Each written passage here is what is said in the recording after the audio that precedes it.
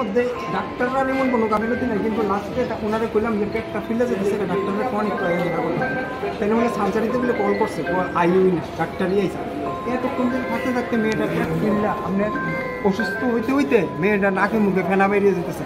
সকালবেলায় না ভর্তি করেছি, ব্যথার ইঞ্জেকশন দিচ্ছে পেট ব্যথা, আর আমরা ওই গ্যাসের ইঞ্জেকশন দিচ্ছে, এটা কিছু বুঝতে নেই। এরপরে দিয়ে আমি মানে ওই একটু আগে দিই মেয়েটা শ্বাসকষ্টর মতন হইতেছে, এখন দিই আর মেয়েই নাই। তারপরে ডাক্তারবাবুরা কইছে না ঘটনাটা? ডাক্তারবাবুরা বুঝি, ডাক্তারবাবু আমার কইতেছে আপনার মেয়ের যে প্রবলেমটা আপনি জানেন তো। আমি জানি, আমার মেয়ে তো পরশু দিনও ভালো ছিল, কালকে হঠাৎ করে পেট ব্যথা হয়েছে, আমি রাত্রেবেলা আনছি না, সকালবেলা আমি আজকে নিয়ে এসেছি মেয়েটা। এবার আনার পর ডাক্তারকে কইলাম, ডাক্তার দেখলো দেখে ঠিক সেটা ব্লাড রেডি করেন আর ওর পেট ব্যথাটা কমাই থেকে উপর করে ইঞ্জেকশন দিলে পেট ব্যথা কমে। তারপরে বললো তো এই পেটে যেহেতু টুক আছে, আমরা সার্জারির একটু কল করছি, সার্জারি এবার সার্জারি ডাক্তারকেও আমার নাম বলে। তারপরে দেখলাম লাস্টে যখন করলাম যেখানে তো আমাদের মেয়ের তো অবস্থা খারাপ হয়ে যেতেছে, কারণ আপনারা কল করেন না।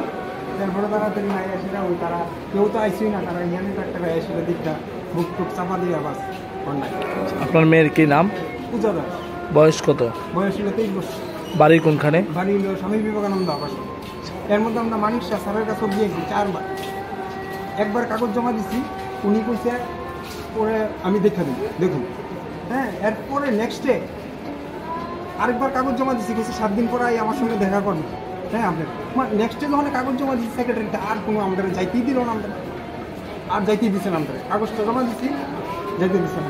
আবার দিচ্ছি এখন আপনাদের এখানে অভিযোগটা কি হসপিটালে? এখানে অভিযোগটা হচ্ছে আপনার ডাক্তারের কিছু গাফিলতি আছে। 3 বছর ধরে তারা আমাদের চিকিৎসা করতেছে না, যেমন আইলে ব্লাড ট্রান্সফিউশন করে। এর মধ্যে ব্লাড ব্যাঙ্কে আমার একজন দাদা আছে, রতন মজুমদার করে নাম, তাই নিয়ে আইলে আমার ব্লাডটা রেডি করে দেয়, তাই না জানে মেয়েটার সমস্যাটা, ব্লাডটা রেডি করে দেয়। আমি আইলে 2 ঘন্টার মধ্যে ব্লাডটা রেডি করে আনি। তো এবার ভর্তি হয়েছে কবে? লাস্ট কালকে ভর্তি হয়েছে। কালকে? প্রত্যেক মাসে মাসে কিন্তু আইতেছে। সে অসুস্থ কতদিন ধরে? অসুস্থটা বলতে দাদা মেন কথা হচ্ছে আপনার যখন রক্তটা কইমা জায়গা তখন সে দুর্বল। এই জিনিসটা কতদিন ধরে হইতেছিল? এই জিনিসটা তো আজকে 3 বছর ধরে হইতেছে, মানে রোগটা ধরা পড়ছে ভর্তি। যখন তার আবার শরীর খারাপ করছে তখন ডাক্তারবাবুরা পাইছেন না? যখন যে এরকম অবস্থা হইতেছিল শরীর খারাপ হয়েছে তো আনছি না এখানে আনার পর আজকে যখন আরো খারাপ দিয়ে গেছে তখন ডাক্তাররা বলছি, বা ডাক্তার তো দেখতেছে কিতা করতেছে, আমরা বুঝেছি তাকে মুখে কেনা বেরিয়েছে স্যার কি দেন। তারা তো কইতেছে একজনের কাছে ভাগ দিতেছে, একজন আইয়ে একজনের মারা গেছে ইসিজি করতে হয়, বডি যাইতেছে প্রাণ বাইরে যেতেছে তারা ইসিজি করে।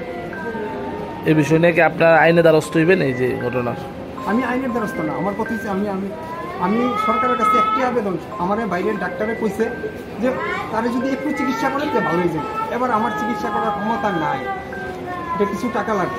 আয়ুষ্মান কার্ড যে কইছে, আর যেটা আয়ুষ্মান কার্ড এটা লইয়া গেছি বাইরে ভ্যালুলেস, এটা কোনো দামই নাই আয়ুষ্মান কার্ড। আমি দিল্লিতে গেছি, এমসে গেছি, আমি গঙ্গারামে গেছি, কোনো ভ্যালুলেস কইছে বিপিএল কার্ড দিয়ে ওইটা হইতো না, এটা আমি কিছু টাকা বেশি লাগবো, 10-15 লাখ টাকার মতো লাগবো প্রথম কিছু।